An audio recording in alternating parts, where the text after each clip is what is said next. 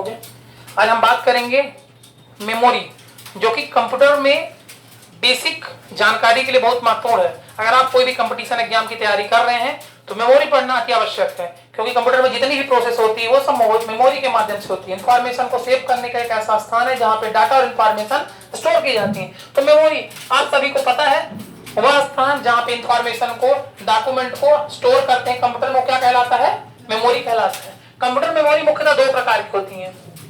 पहली होती है प्राइमरी मेमोरी और दूसरी होती है सेकेंडरी मेमोरी। प्राइमरी मेमोरी को हम दूसरा नाम जानते हैं इंटरनल मेमोरी। कौन सी मेमोरी? Internal memory. और दूसरी मेमोरी होती है एक्सटर्नल मेमोरी। तो नाम से ही क्लियर है इनके, आप इंटरनल अर्थात ये अंदर की बात कर रहा, और एक्सटर्नल अर्थात ये कहां से बात कर रहे हैं? बाहर की बात कर रहे हैं। तो वह मेमोरी जो कंप्यूटर को बनाते समय ही, कंप्यूटर को डिजाइन करते समय ही उसमें इनबिल्ट की कर दी जाती है, उसमें लगा दी जाती है, वह मेमोरी कौन सी कहलाती है?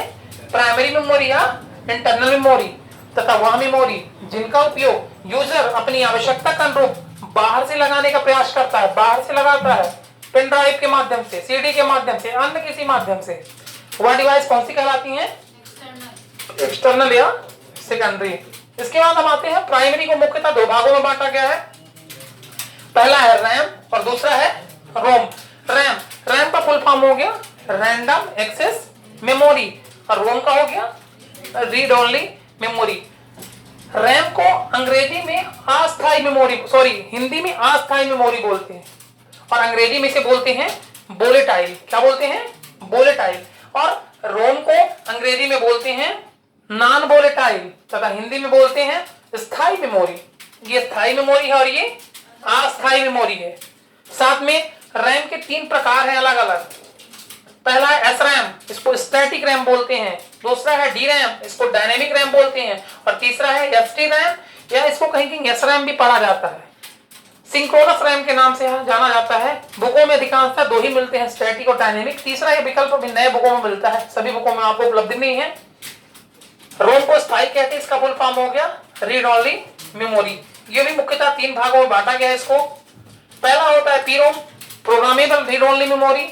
दूसरा होता है EP ROM, erasable programmable read only memory. और तीसरा होता है EP ROM, electrical erasable programmable read only memory. तो ये मुख्यतः रोम के प्रकार है, स्थायी मेमोरी के प्रकार है, और ये अस्थायी मेमोरी के प्रकार है। इसके बाद आता है जो सेकेंडरी का सेक्शन होता है, उसमें CD, DVD, pen drive, hard disk, floppy disk, Winchester disk, और इसके अलावा अब बहुत सारे डिस्क हैं जिनका उपयोग हम सेकेंडरी मेमोरी के रूप में करते हैं। इनका डिस्क्रिप्शन आपको अन्य वीडियो में मिलेगा। ये एक मूल संरचना हो गई, जो मेमोरी की एक संरचना कही जा सकती है, जिसपे इंफॉर्मेशन को स्टोर किया जाता है। इसके आगे आपको अगली वीडियो में मिलेगी।